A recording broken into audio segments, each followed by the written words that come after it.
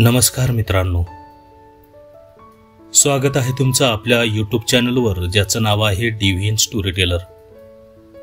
आणि मी आहे आपला दीपक विनायक नानवटे. सादर करत आहे एक भयकथा. आणि या कथेचं नाव आहे एक वाडा झपाटलेला, अंतिम भाग. तत्पूर्वी मित्रांनो, तुम्हाला एक विनंती आहे. तुम्ही जर आपल्या चॅनलवर नवीनच आलेले असाल तर कृपया आपल्या डिव्हिन स्टोरी टेलर या चॅनलला सबस्क्राईब करायला विसरू नका. सोबतच बेल आयकॉनचं बटनही दाबा, म्हणजे पुढे येणाऱ्या सर्व व्हिडिओचे नोटिफिकेशन तुम्हाला सर्वात आधी मिळून जातील. कथा आवडली तर कथेला लाईक करा आणि मित्रांसोबत शेअर करा. चला तर मग तुमचा अधिक वेळ न घेता मी कथेला सुरुवात करतो. कोल्हापूर पासून काही तासाच्या अंतरावर असलेल्या एका तालुक्याच्या गावी डॉक्टर आनंद पाटकर यांच्या आयुष्यावरचा काळोख अजूनही कायमच होता. डॉक्टरांनी तो वाडा सोडल्यानंतर जवळजवळ 5 वर्षे उलटून गेली होती. शिंद्याचा झपाटलेला वाडा ही आता अंधारदरी आणि आजूबाजूच्या गावात एक दबकी दंतकथा बनली होती. संध्याकाळ झाली की त्या वाड्याच्या दिशेला कुणी नजरही फिरवत नसे. लहान मुलांना आजही शिंद्याच्या वाड्याची भीती दाखवली जाई. डॉक्टर आनंद पाटकर, त्यांच्या पत्नी अवंती आणि 2 मुली सानिका आणि कनिका आता त्यांच्या भाड्याच्या घरात सुरक्षित होते.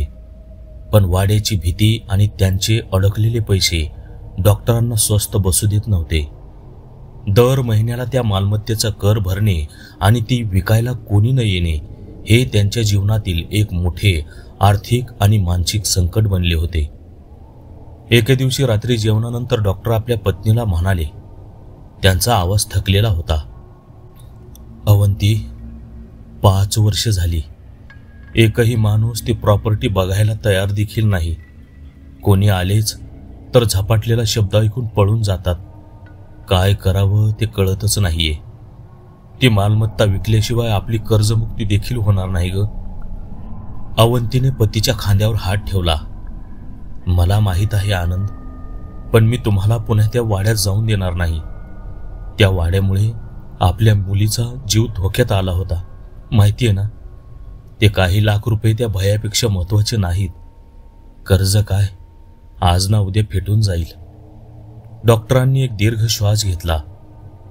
मी अखेरचा प्रयत्न करणार आहे. उद्याच्या मोठ्या वृत्तपत्रात मी जाहिरात देतो, पण त्यात स्पष्ट लिहीन की फक्त जाणकार व्यक्तींनीच संपर्क साधावा. पुढील 2 दिवसात एका मोठ्या राज्यस्तरीय वृत्तपत्रात एक जाहिरात प्रकाशित झाली. अंधारदरी इथे ऐतिहासिक दगडी वाडा विकणे आहे. मालमत्ता निर्वेद, किंमत अत्यंत माफक. टीप: सदर वास्तूला लागून असलेल्या एका जुन्या विहिरीबाबत काही स्थानिक समज आहेत, त्यामुळे फक्त जाणकार व्यक्तींनी चौकशी करावी. संपर्क डॉक्टर आनंद पाटकर. पुढे त्यांचा लँडलाईन नंबर लिहिलेला होता. डॉक्टरांना चेष्टामस्करी करणारे किंवा फक्त भीतीदायक कथा ऐकवणारे लोक नको होते. त्यांना असे लोक हवे होते जे त्यांच्या समस्येवर उपाय करू शकतील. कोल्हापूर शहर, देवधर पराविज्ञान संशोधन आणि ऊर्जा संतुलन केंद्र. हर्ष देवधर आणि कोमल देवधर यांची ही छोटी पण अत्यंत प्रसिद्ध संस्था होती. हर्षने सायकोलॉजी आणि प्राचीन अध्यात्मशास्त्राचा अभ्यास केला होता. ते स्वतःला पॅरानॉर्मल रिसर्च कन्सल्टंट म्हणायचे. त्यांची पत्नी कोमल ही एक अत्यंत संवेदनशील व्यक्ती होती. तिला कोणत्याही जागेतील किंवा व्यक्तीतील ऊर्जा, दुःख आणि भावना तीव्रतेने जाणवत असत. हर्ष सकाळी वृत्तपत्र वाचत बसले होते. चहाचा कप हातात होता आणि त्यांची नजर थेट त्या जाहिरातीवर खिळली. हर्षने चहाचा कप खाली ठेवला आणि जाहिरात पत्नीला वाचायला दिली. कोमलने ती जाहिरात वाचली आणि लगेच म्हणाली, हर्ष, ही एक ओपन केस आहे. मला या जाहिरातीतून काहीतरी विचित्र जाणवते. हा समज नसावा. इथं काहीतरी घडलं आहे, काहीतरी विचित्र. अगदी बरोबर, हर्ष म्हणाला. जर नुसती समज असती तर त्यांनी झपाटलेला म्हटलं असतं, पण ते जाणकार शोधत आहेत. याचा अर्थ मालकाने स्वतः काहीतरी भयान अनुभवला आहे. आपल्याला तिथे जायला हवं. हर्षने तातडीने एसटीडी बूथ गाठला आणि डॉक्टरांचा लँडलाईन नंबर फिरवला. Hello, doctor Patkar clinic. पलीकडून डॉक्टरांचा थकलेला आवाज आला. नमस्कार डॉक्टर, मी हर्ष देवधर, कोल्हापूरहून. देवधर पराविज्ञान संशोधन संस्थेतून बोलतोय. तुमच्या जाहिरातीबद्दल वाचलं. डॉक्टरांनी हा शब्दप्रयोग ऐकून क्षणभर विचार केला. संशोधन? तुम्ही वाडा विकत घेण्यात? नाही डॉक्टर, हर्षने स्पष्ट केले. आम्हाला वाडा घ्यायचा नाही, पण हो, तुमची समस्या आम्ही दूर करू शकतो. तुमच्या जाहिरातीत स्थानिक समाजाचा उल्लेख आहे, त्याबद्दल मला तुमच्याशी थेट बोलायचं आहे. हे प्रकरण फोनवर बोलण्यासारखं नाही. आम्ही आज संध्याकाळपर्यंत तुमच्या क्लिनिकवर येऊ शकतो का? डॉक्टरांना क्षणभर दिलासा मिळाला. 5 वर्षात पहिल्यांदाच कोणीतरी वाड्याच्या समस्येवर बोलायला तयार झालं होतं. हो हो, या तुम्ही. मी वाट पाहीन तुमची, प्लीज. काही तासाच्या प्रवासानंतर हर्ष आणि कोमल देवधर डॉक्टर पाटकर यांच्या क्लिनिकमध्ये पोहोचले. क्लिनिक बंद करून डॉक्टरांनी त्यांना आतल्या खोलीत बसवलं. डॉक्टरांच्या चेहऱ्यावरचा ताण स्पष्ट दिसत होता. डॉक्टर, तुम्ही अगदी निर्धास्तपणे सांगा. कोणताही अनुभव कितीही छोटा असला तरी आमच्यासाठी महत्त्वाचा आहे. हर्षने डॉक्टरांना धीर दिला.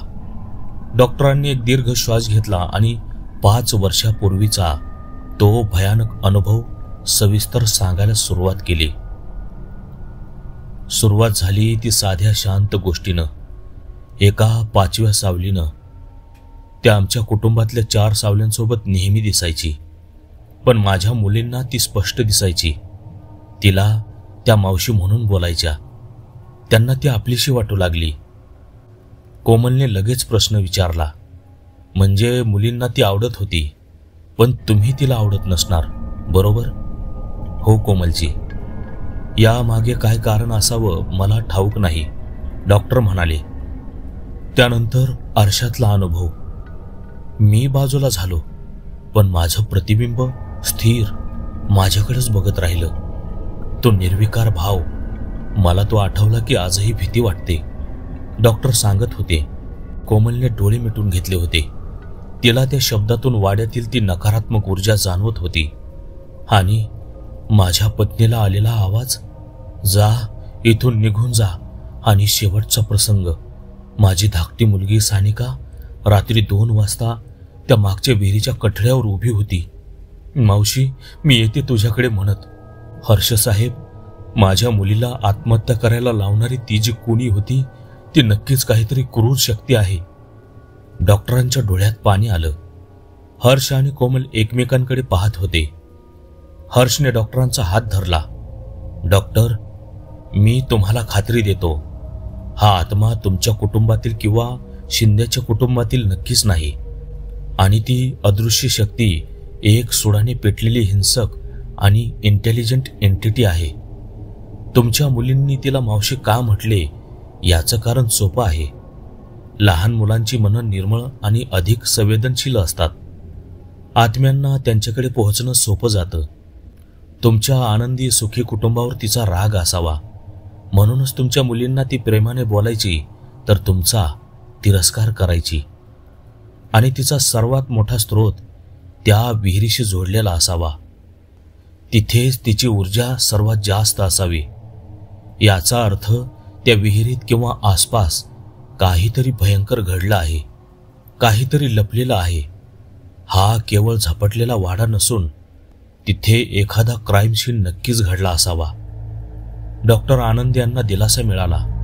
कुणीतरी त्यांच्या दुःस्वप्नांना तर्कशुद्ध आधार देत होतं. तुम्ही हे काम हाती घ्याल? डॉक्टरांनी आशेनं विचारलं. नक्कीच, हर्ष म्हणाला, पण आमच्या कामाची मोठी किंमत आहे. जर आम्ही तो वाडा भयमुक्त केला तर विक्रीतून मिळणाऱ्या रकमेतील 20% हिस्सा आमचा असेल. कारण हे काम तुमच्या अपेक्षेपेक्षा कितीतरी जास्त धोकादायक आहे. कबूल आहे, तुम्ही फक्त मला आणि माझ्या कुटुंबाला या शापातून मुक्त करा. डॉक्टरांनी थरथरत्या हाताने कपाटातील गंजलेला किल्लीचा जोडगा काढला आणि हर्षच्या हातात दिला आणि ते दोघे अंधारदरी गावच्या दिशेने निघाले. डॉक्टर पाटकर त्यांना जाताना इतकंच बोलले, हर्ष साहेब, माझी एक विनंती आहे. वाड्याच्या आत काय घडतंय हे जाणून घेण्याचा प्रयत्न करू नका. काही अघटित घडण्याआधी जीव वाचून परत या.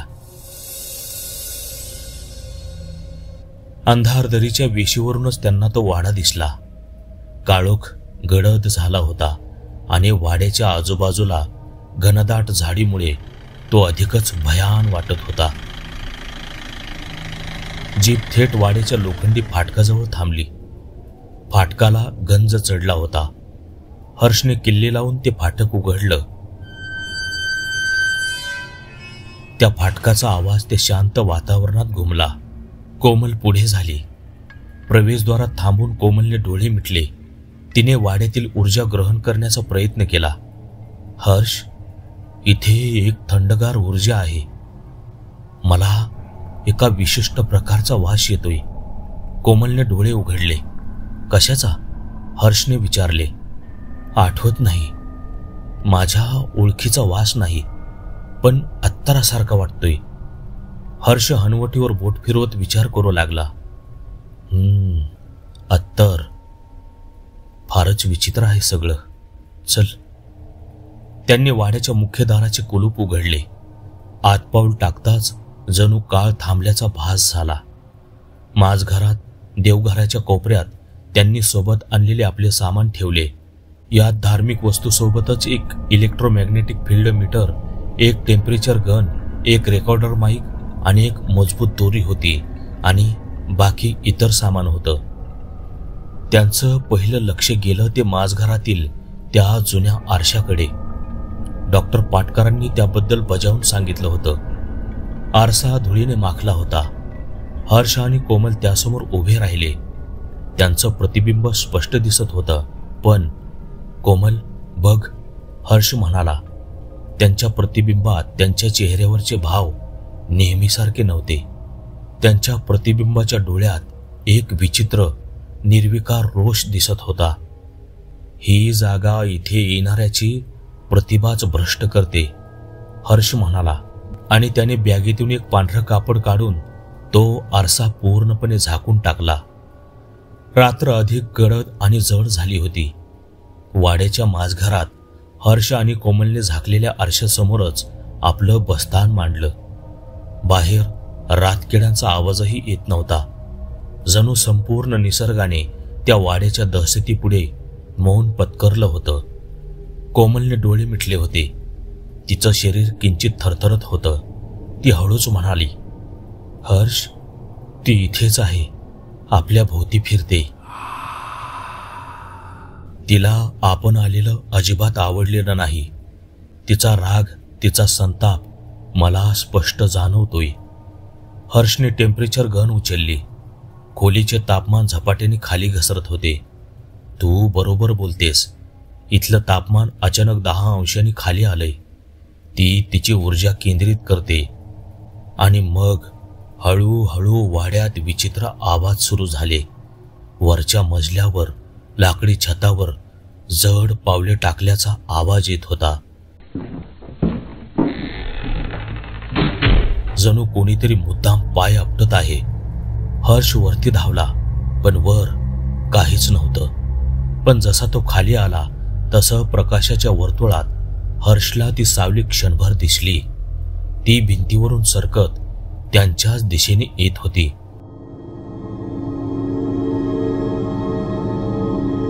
हर्ष, रेकॉर्डर चालू करा. कोमल जवळजवळ ओरडली. हर्षने रेकॉर्डर चालू केला.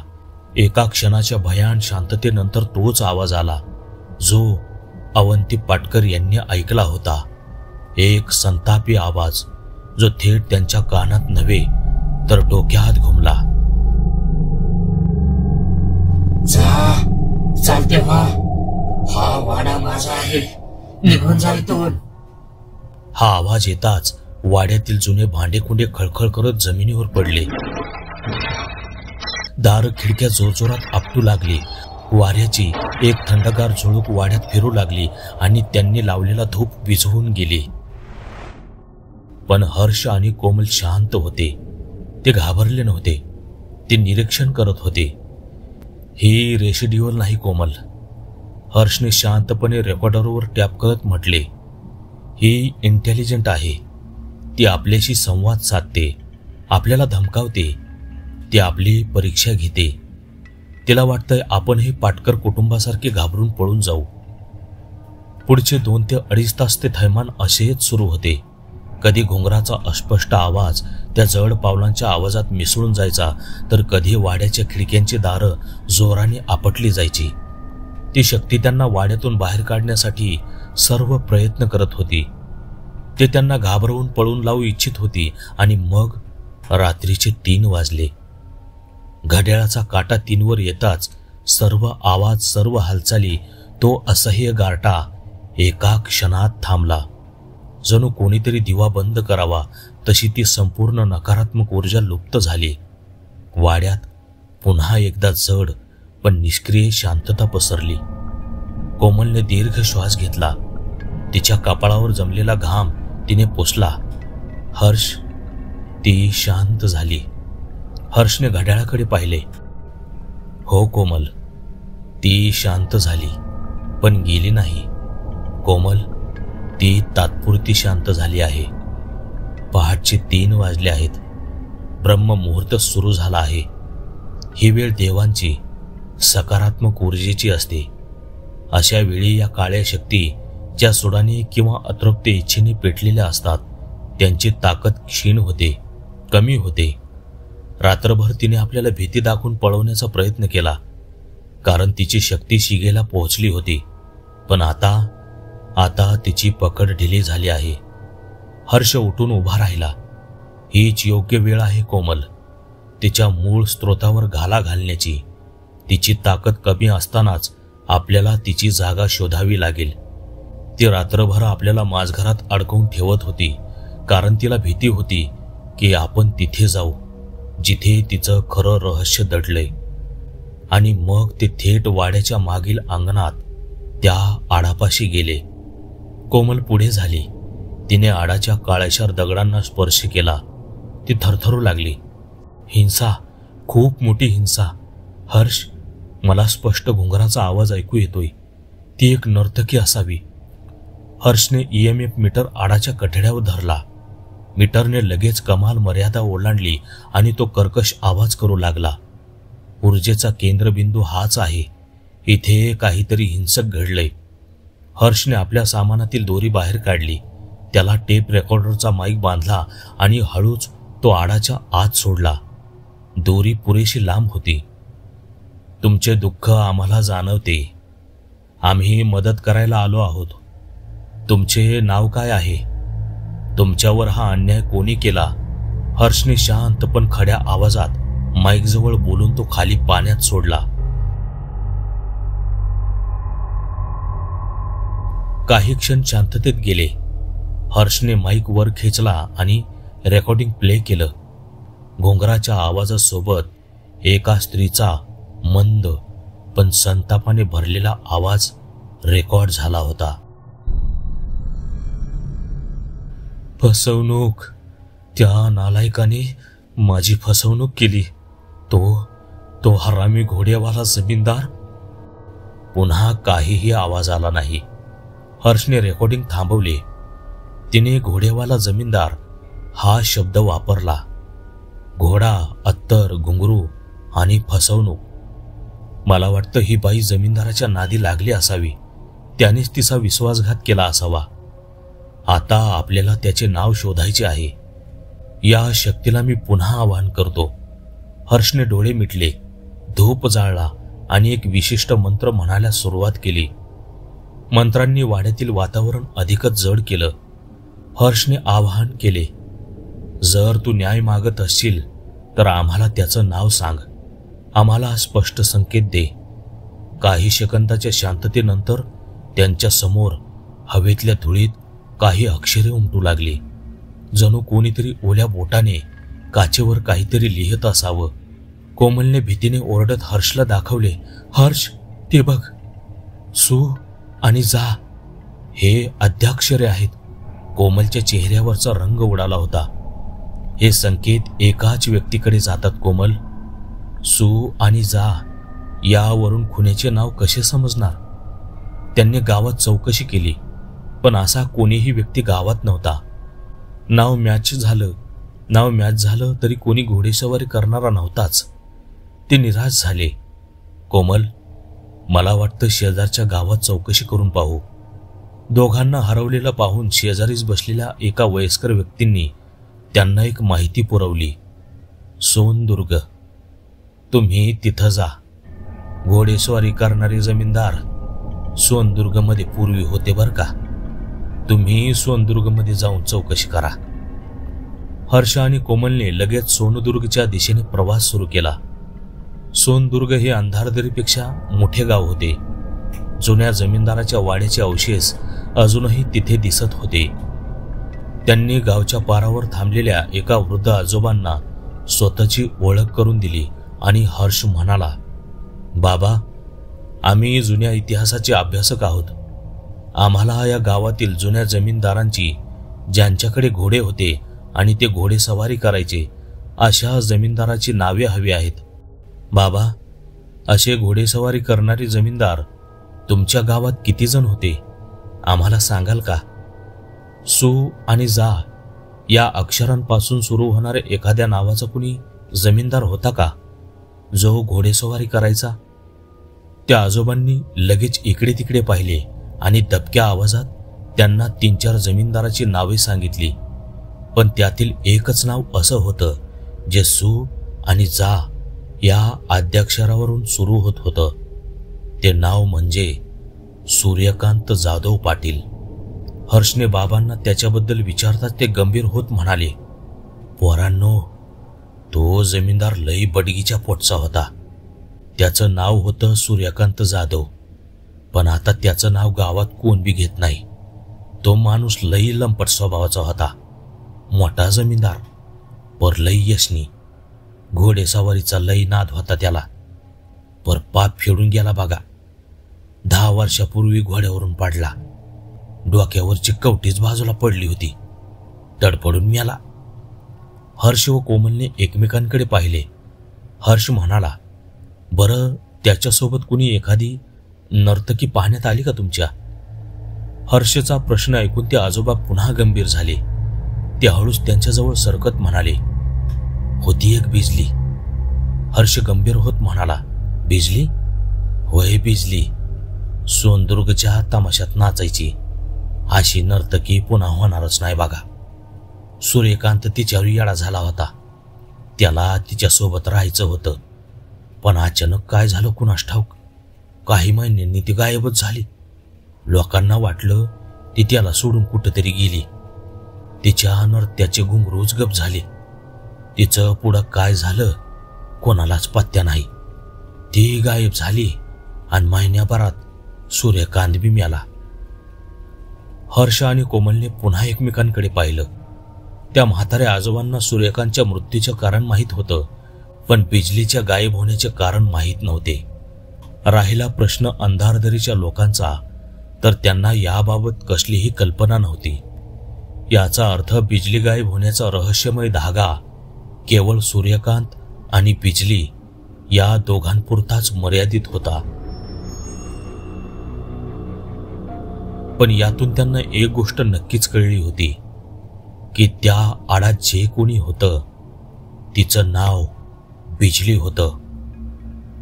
हर्षने आजोबांचे आभार मानले आणि ते तिथून अंधारदरीकडे निघाले. हर्ष, हा तर अपुरा इतिहास आहे, कोमल म्हणाली. सूर्यकांत मेलेला आहे. बिजलीचं काय झालं, ती कुठे आहे हे कोणालाच माहीत नाही. आपल्याला वाड्यात परत जावं लागेल. आता बिजलीलाच आपल्याला थेट बोलतं करावं लागेल. हर्ष आणि कोमल पुन्हा वाड्यात आले. आज ते पूर्ण तयारीनिशी आले होते. त्यांनी आडाच्या कठड्यापाशी त्यांचे आसन मांडले. हर्षने हातात रुद्राक्षाची माळ घेतली आणि डोळे मिटून गंभीर आवाजात तिचे आवाहन केले. बिजली, आम्ही तुला धोका देणाऱ्याचे नाव आणि त्याचा मृत्यू शोधला आहे. सूर्यकांत जाधव पाटील आता मेला आहे. फक्त आम्हाला सत्य सांग. तू इथे का अडकलीस ते कळू दे. आम्ही तुला मुक्ती देऊ शकतो.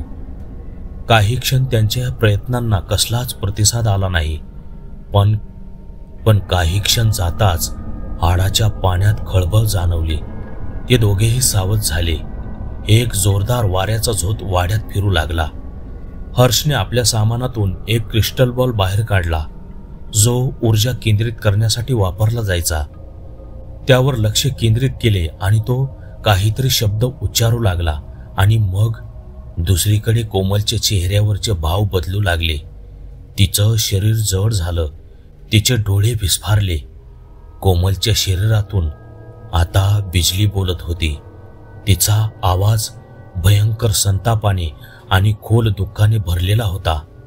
मुक्ती नाही, मला मुक्ती नकोय. मला सूड हवा आहे. तो नालायक सूर्यकांत, त्याने मला इथं आणलं. बिजली कोमलच्या रूपात थरथरत होती. तिने स्वतःच्या गळ्यावर हात ठेवला. तो म्हणाला, बिजली, तूच माझी राणी. मी तुला सोनदुर्गच्या इस्टेटीत हिस्सा देतो. माझ्या बायकोला सोडतो. तू माझ्यासोबत चल. मी वेडी त्याच्यावर विश्वास ठेवला. तो मला घोड्यावरून सोनदुर्गला नाही तर अंधार दरीला घेऊन आला. आता बिजलीच्या आवाजात संताप होता. तो म्हणाला, हा वाडा आजपासून तुझा आहे. तू या वाड्याची मालकीण आहे. मी हा वाडा पाहून हरवून गेले. याच संधीचा फायदा घेऊन त्याने मला मारझोड करायला सुरुवात केली. म्हणाला, तू फक्त माझी रखेल आहेस, बायको नाही. तू कोण लागून गेली मला इस्टेट मागणारी? मला तो रखेल म्हणाला. मला तो रखेल म्हणाला. ती चिडून किंचाळली, इतकी की धरणीलाही कंप सुटावा. मी त्याला विरोध केला. मी त्याला धमकी दिली. मी तुझ्या बायकोला जाऊन सत्य सांगन. सगळ्या सोनदुर्गमध्ये तुझी बी आबरू करेन. आणि मग बिजलीने कोमलच्या रूपात स्वतःचा गळा जोरात आवळला. त्याने इथेच माझा गळा दाबला. मला मारून टाकलं. सांग हर्षदेवधर, माझा काय गुन्हा होता? त्या हरामखोराने माझ्या पायातले घुंगरू शांत केले. माझा देह फरफटत आणून या आडात फेकला. तो मरून मुक्त झाला. पण मी याच आडात, याच क्रूर आठवणीत अडकून पडले. मला न्याय हवा आहे. जोवर मी आहे तोवर एकही सुखी जोडपं या वाड्यात राहू शकणार नाही. हा वाडा माझा आहे आणि मीच या वाड्याची मालकीण आहे.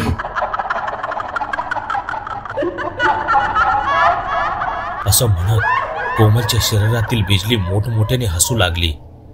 हर्ष स्तब्ध झाला. त्याच्या समोर एका दुःखातून क्रूर झालेल्या आत्म्याचा कबुली जवाब सुरू होता. ती पुढे म्हणाली, आणि आता तुम्ही मला मुक्ती देणार नाही. मी याच आडात, याच वाड्यात राहीन कायमची. पण जर तुम्ही इथं थांबला तर तुमचं मरण अटळ आहे, अटळ. एक शेवटचं वाक्य बोलून ती कोमलच्या शरीरातून निघून गेली. कोमलच्या शरीरावर ताण असह्य झाला आणि ती बेशुद्ध झाली. थोड्या वेळाने कोमल शुद्धीवर येताच तिने पहिला श्वास असा घेतला जणू ती कित्येक तास पाण्याखाली होती. तिचे डोळे भीतीने विस्फारले होते आणि ती हर्षच्या हाताला घट्ट पकडून धापा टाकत होती. हर्ष, ती माझ्या आत होती. तिचा संताप, तिची घृणा, मी ते सहन करू शकले नाही रे. त्याने पाणी घेतले आणि कोमलला दिले. शांत हो, तू सुरक्षित आहेस. ती आता गेली आहे, पण फक्त तात्पुरती. कोमलचा थरकाप थांबत नव्हता. तुम्ही ऐकलं तिने काय म्हटलं? तिला मुक्ती नकोय, तिला सूड हवाय. ती सूर्यकांतला विसरलेली नाही. ती प्रत्येक सुखी कुटुंबाला सूर्यकांत समजते. ती पुढच्या वेळी आपल्यालाही सोडणार नाही. ती आपल्याला ठार मारेल. हर्षचा चेहरा गंभीर झाला होता. त्याने बॅगेतून एक लहान जुनाट दिसणारी लोखंडी पेटी बाहेर काढली. पेटीवर काही प्राचीन चिन्हे कोरलेली होती. तू बरोबर आहेस, हर्ष म्हणाला. ती आता साधा आत्मा राहिलेली नाही. दुःख आणि सोडाच्या भावनेने ती एक राक्षसी प्रवृत्ती बनलेली आहे. तिने एका निरागस मुलीला, सानिकाला मारण्याचा प्रयत्न केला. ती आता दयेच्या पलीकडे गेलेली आहे. आपण तिला मुक्त करू शकत नाही. आपल्याला तिला बांधावं लागेल. बांधावं लागेल म्हणजे निग्रह बंधन. कोमलच्या आवाजात भीती होती.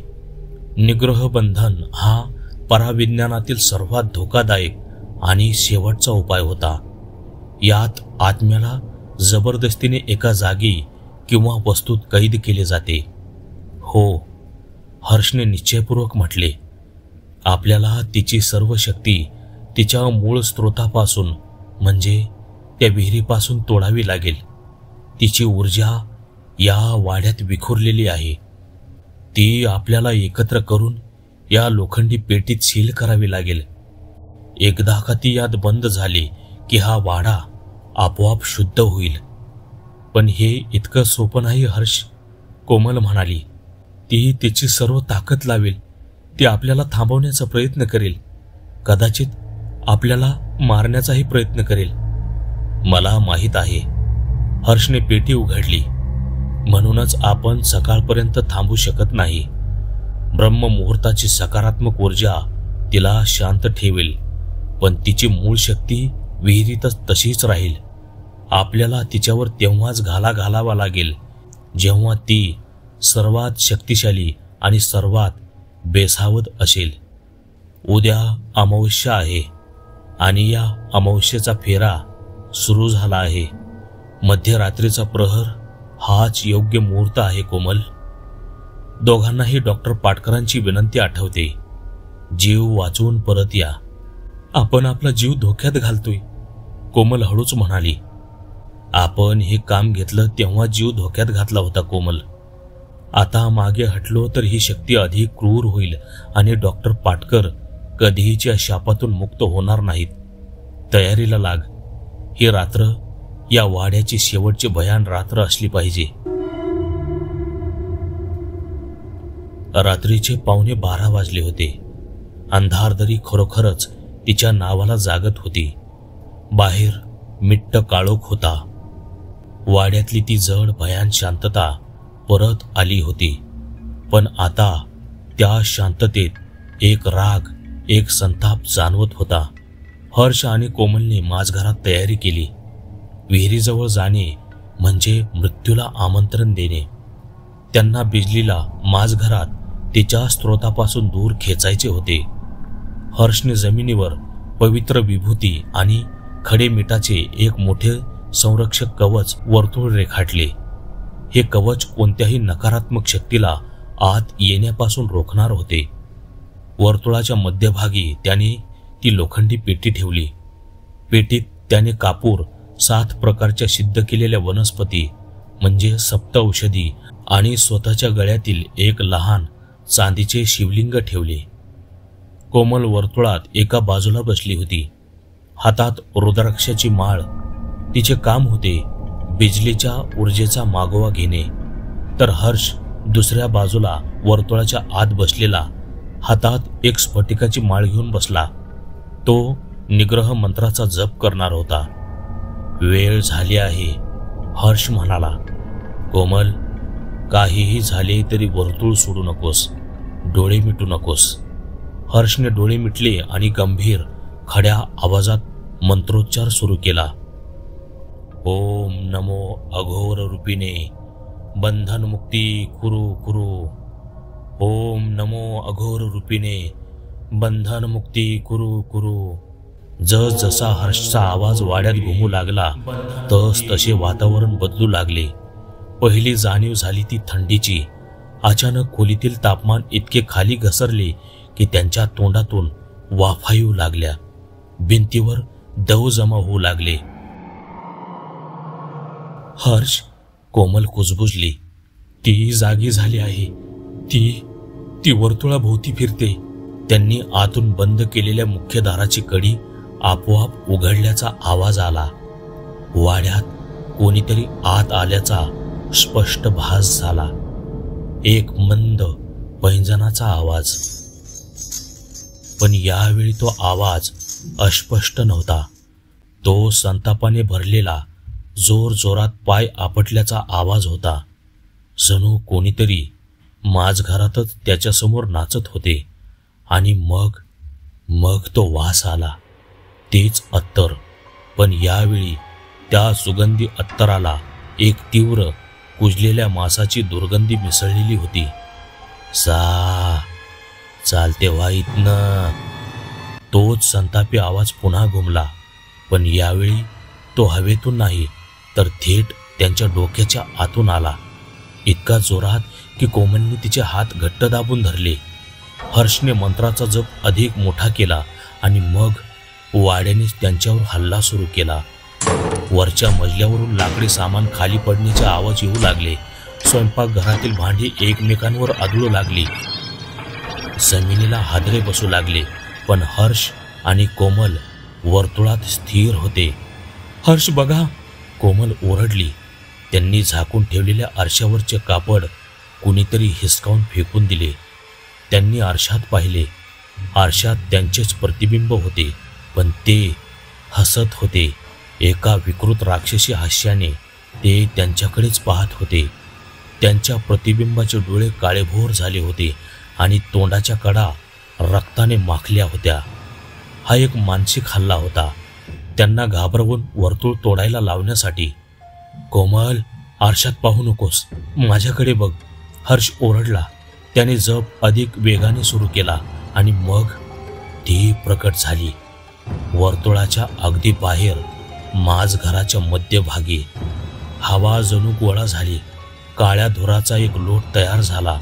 ती धुराची आकृती हळूहळू एका स्त्रीचा आकार घेऊ लागली. ती बिजली होती. पण त्या म्हाताऱ्या बाबांनी जसं वर्णन केलं होतं तशी ती सुंदर नव्हती. तिचे केस मोकळे विस्कटलेले होते. तिची त्वचा निळसर पडली होती. डोळ्यांच्या जागी 2 काळ्या खळग्या होत्या, ज्यातून एक अतृप्त सोडाची भावना ओसंडत होती.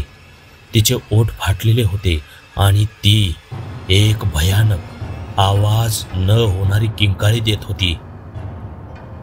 नालायक, ती किंचाळली.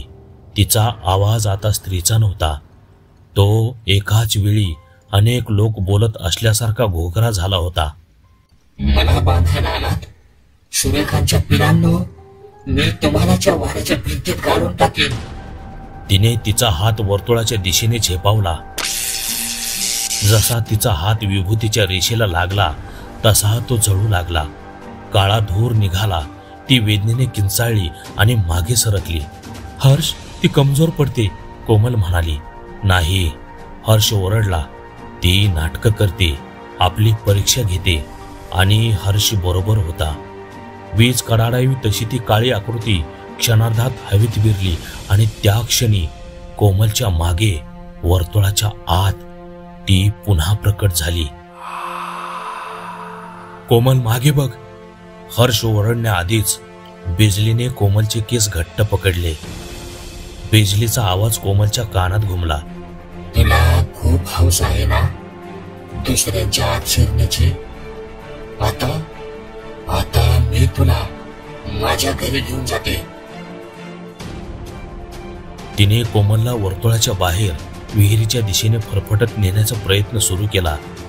हर्षने क्षणाचाही विलंब न लावता आपल्या स्फटिकाच्या माळीतील एक मणी तोडला आणि तो काळ्या आकृतीवर फेकला. तो स्फटिकाचा मणी एका निळ्या ज्योतीसारखा त्या आकृतीला धडकला. तशी एक कांठळ्या बसवणारी किंकाळी वाड्यात घुमली.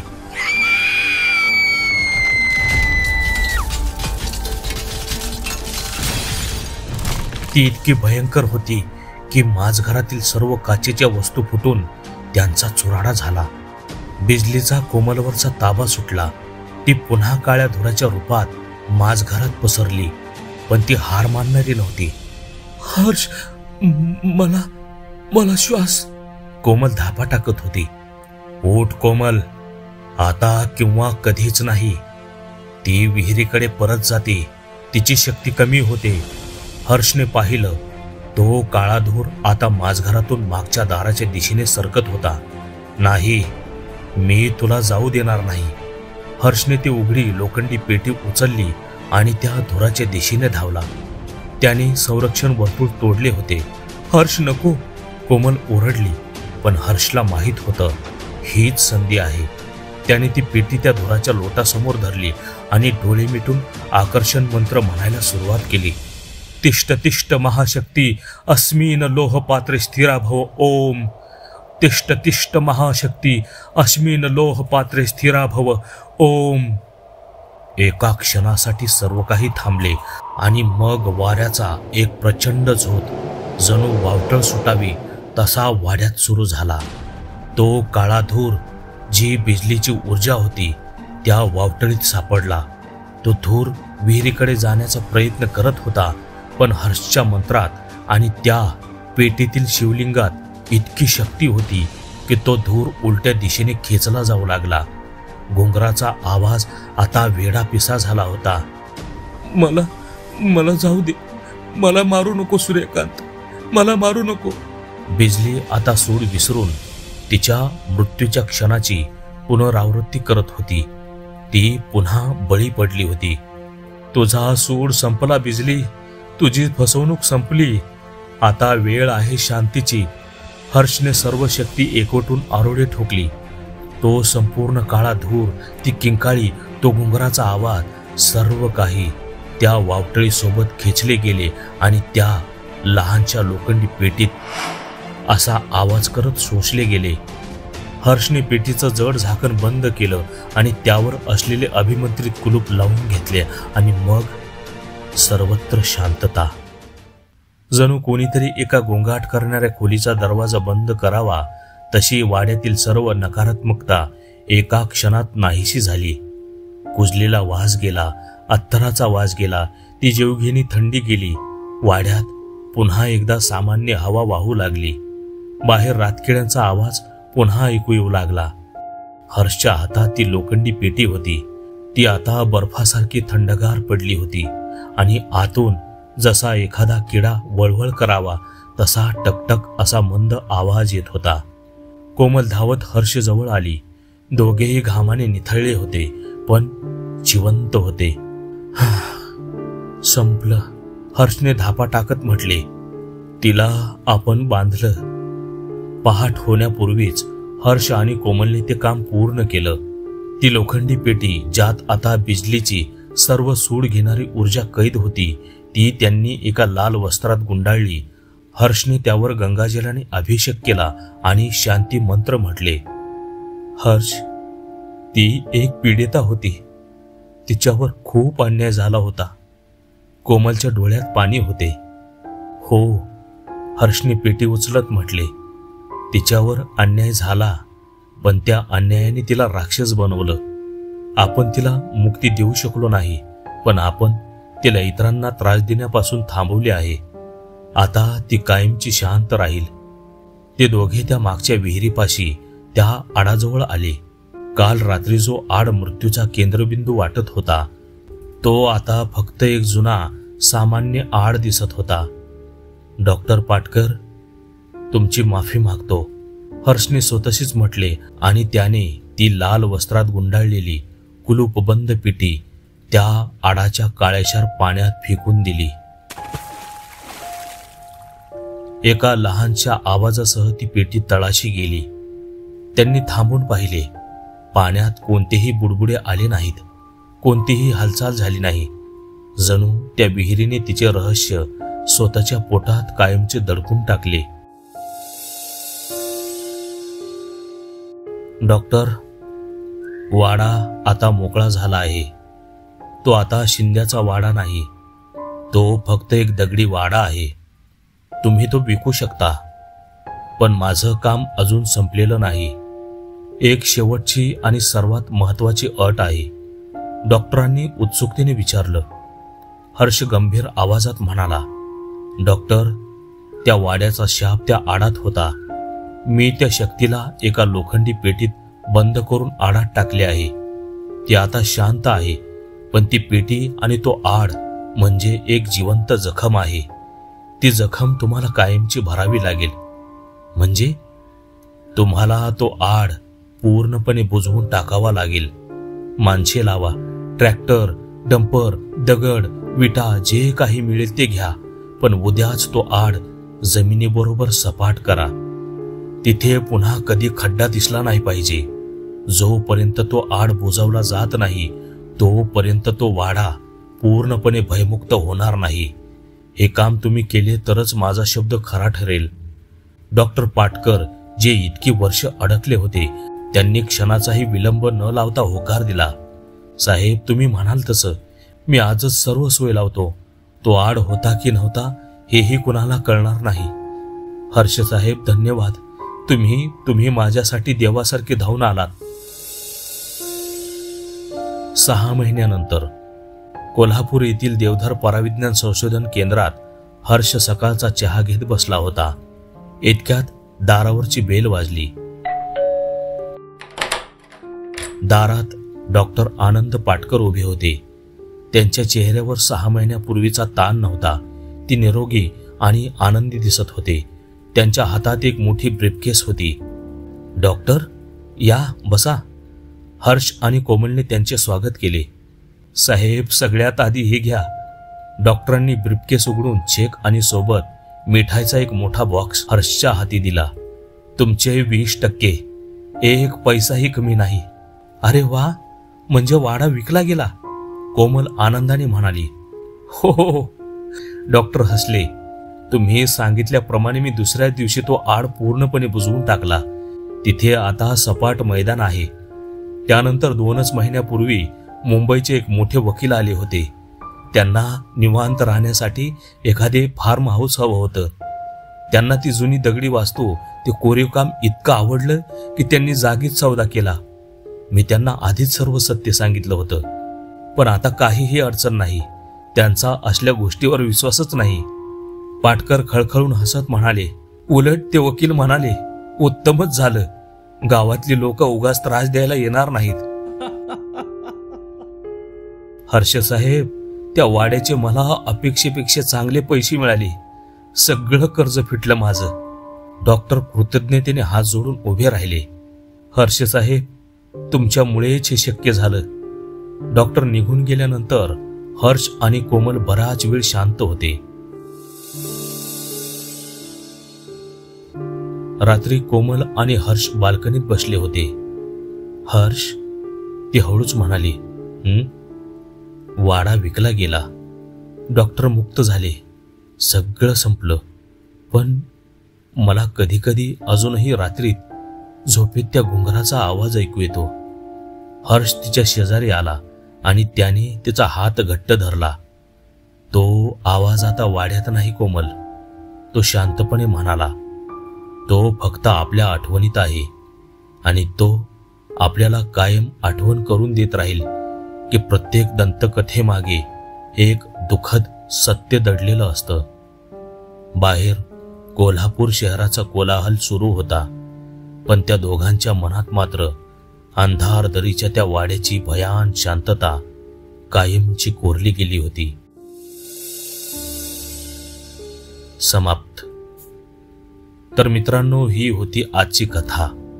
ही कथा तुम्हाला कशी वाटली हे आम्हाला कमेंट करून नक्की सांगा. मी लवकरच परत येईन एका नवीन भयकथेचा थरार घेऊन. तोपर्यंत नमस्कार, जय हिंद, वंदे मातरम.